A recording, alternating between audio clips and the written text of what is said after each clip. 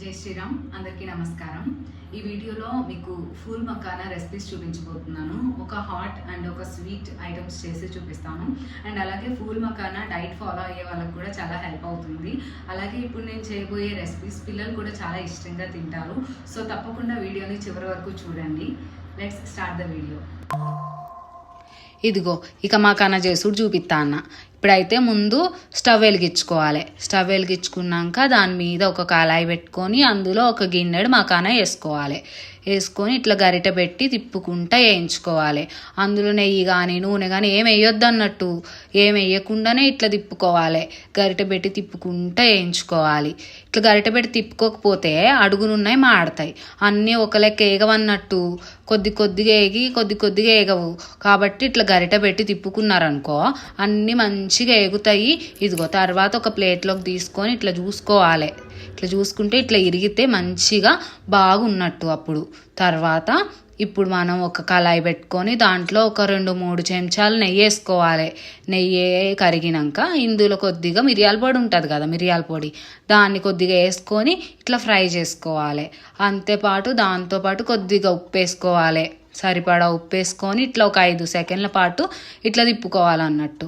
తిప్పుకున్నాక మనం ఇందాక వేయించి పెట్టుకున్నాం కదా మకానాని, ఆ మకానా వేసుకొని ఇట్లా తిప్పుకోవాలి. ఇప్పుడు ఇది మిరియాల పొడి ఉన్నది కదా, నెయ్యి మిరియాల పొడి ఇదంతా ఈ మకానాకి బాగా పట్టాలి. ఒక 10 సెకండ్ నుంచి 15 సెకండ్లు అయినాక ఇప్పుడు మళ్ళీ ఒక కొద్దిగా చాట్ మసాలా వేసుకోవాలి. చాట్ మసాలా వేసుకుంటే మస్తు ఉంటుంది టేస్ట్. చాట్ మసాలా వేసుకొని ఒక 10 సెకండ్ల పాటు తిప్పుకొని ఒక గిన్నెలోకి తీసుకోవాలి. చూసిర్రా ఎంత బాగున్నాయో. పిల్లలు అయితే మస్తు ఇష్టపడతారు అనుకో, మంచిగా తింటారు ఇష్టంగా.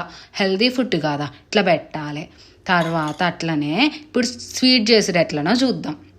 ఇప్పుడైతే మళ్ళీ స్టవ్ ఆన్ చేసుకొని ఒక కళాయి పెట్టుకోవాలి. అందులో ఒక పావు కప్పు బెల్లం వేసుకోవాలి. బెల్లం వేసుకొని ఒక 2 స్పూన్ల నీళ్లు పోసుకొని కరగబెట్టుకుంటే ఇట్లా పాకం అవుతుంది. ఈ పాకంలో ఈ మళ్ళా కొద్దిగా వేయించిన ఇవి వేసుకోవాలి. మకానా వేసుకొని కొద్దిగా తిప్పుకొని ఇక స్టవ్ ఆపాలి. స్టవ్ ఆపి ఇట్లా తిప్పుకోవాలి. తిప్పుకుంటే ఇట్లా మంచిగా అన్నిటికీ పడుతుంది ఈ బెల్లం పాకం. ఈ బెల్లం పాకం అంతా దీనికి పట్టినాక ఇట్లా అమ్మటనే చల్లారుతుంది కాసేపటికే. ఒక 1 మినిట్కే ఇట్లా మంచిగా చల్లారుతుంది అన్నట్టు. దీన్ని ఇప్పుడు చల్లారినాక ఇట్లా విడదీసుకోవాలి అన్నీ.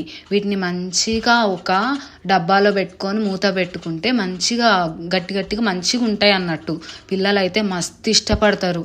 మీరు కూడా తయారు చేసి చూడరాదండి ఒకసారి. పిల్లలు మంచిగా తింటారు. మంచిగా హెల్దీ ఫుడ్ పెట్టిన వాళ్ళు అవుతారాయే.